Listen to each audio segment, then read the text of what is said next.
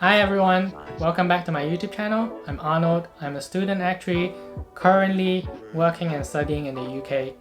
So I studied engineering in Imperial College London, but later on in my degree, I've decided that I really don't want to stay in the engineering field and I really don't see myself working as an engineer for 5 and 10 years. I've decided to branch out and apply to other companies in finance, and eventually I got my graduate role in a reinsurance company. One of the things that I'm sure most of you engineering students will get as the first interview question is, you studied engineering, why are you applying to finance?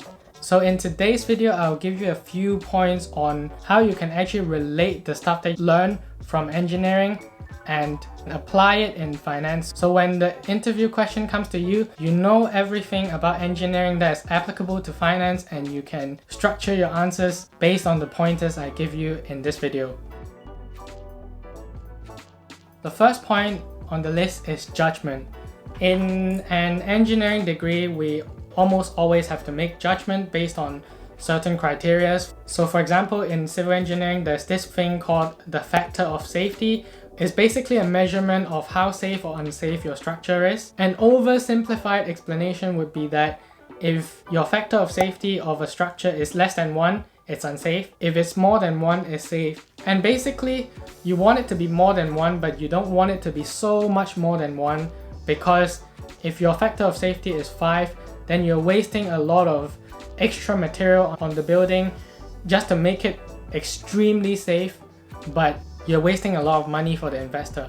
There are very similar concepts in finance. For example, you have to project the future earnings of this company or this deal or this business, and you have to apply judgment to make sure that the projection is sufficiently prudent so that you're probably writing profitable business, but also not so prudent that your prices are not competitive enough, so your clients might go to competitors. So this judgment point is actually very similar between engineering and finance, especially in actuarial.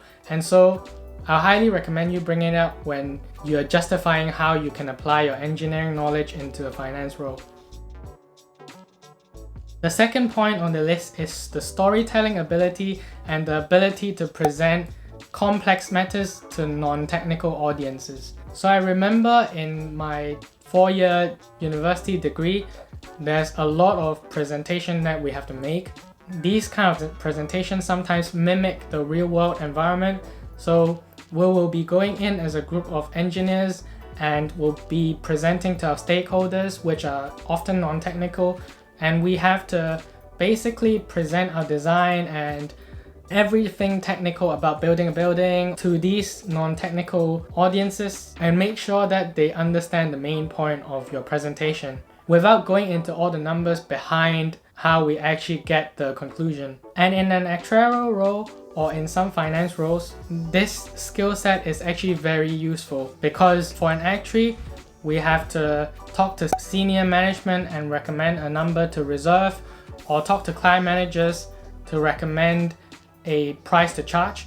Having experience explaining technical details to non-technical audience definitely helps you a lot in getting your job done on a day-to-day basis. And I'd go so far as to say that this is one of the main skill sets that helps me in my actuarial career. Third point on the list is numbers. So as an engineering student, you won't be afraid of looking at numbers, and for me, I have to study the actuarial science and I have to do a lot of maths within the actuarial syllabus. For some others, it might be CFA, and for some others, they might want to become a quant. Having an engineering background and having gone through all the exams in uni that are highly numerical as well definitely helps you in your career. At least when you look at numbers, you won't freak out.